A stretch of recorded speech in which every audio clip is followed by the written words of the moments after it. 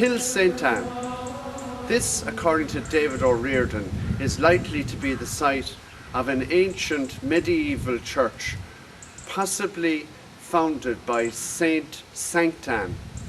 Now the townland and name of the graveyard is Kill St Anne, but this may be an abbreviation of Kill Saint Sanctan.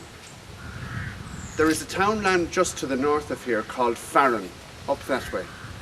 And that townland, the name of which is Farran, would be associated with a monastic settlement, because Farran, like glebe, means lands that were given to an order or to an ecclesiastical house. John Patterson, a landowner locally, knows of a field on his farm that's called the Convent Field. Now there's no history to go with that, but it does suggest that this site here at Kill St Anne is related to a monastic house or a convent house, and that would be in keeping with one of the church buildings behind me here. Behind me here is the ruin of a 13th or 14th century church. It's a large church which, as you can see, has an ancient tower, a large tower, and the remains of a south transept here. This would be in keeping with the church of an order, and possibly a Franciscan order. Being built in the 13th or 14th century, it was in the time of the Barrymores in Castlelyons.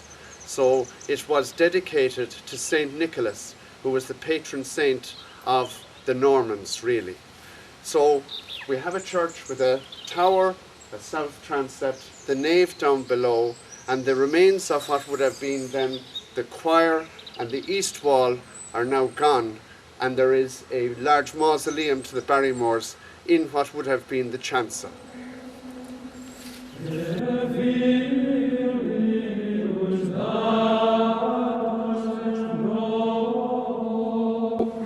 The chancel roof was lowered in the 15th or early 16th century when major building repairs were done to this church of St. Nicholas. After the Reformation, it became the parish church of the Church of Ireland for Castlelyons.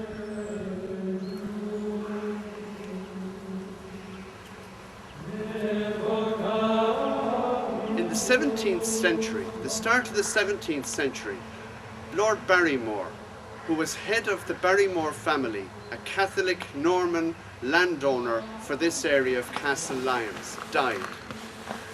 And as his son had predeceased him, his grandson David, who was then aged 12, succeeded him. In order that David could inherit his grandfather's estates, he had to become a Protestant. So he was sent to be raised and educated as a Protestant and as ward of Richard Boyle, Lord Cork.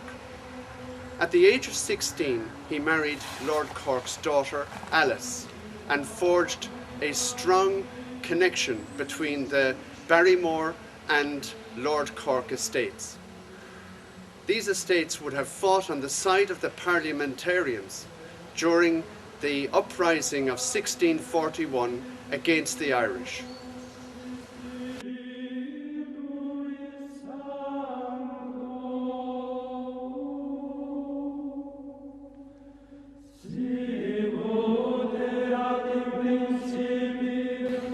The Barrymore family, now Church of Ireland, built a new church here at Castlelyons, Kill St Anne, inside the ruin of the old church.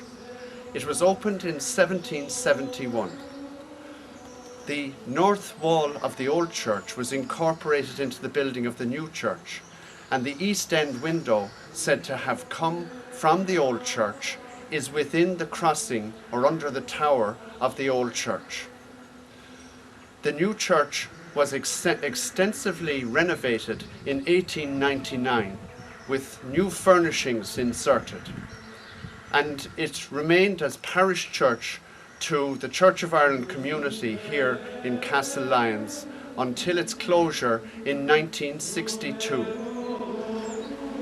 A 19th century Church of Ireland National School was in the main street in Castlelyons.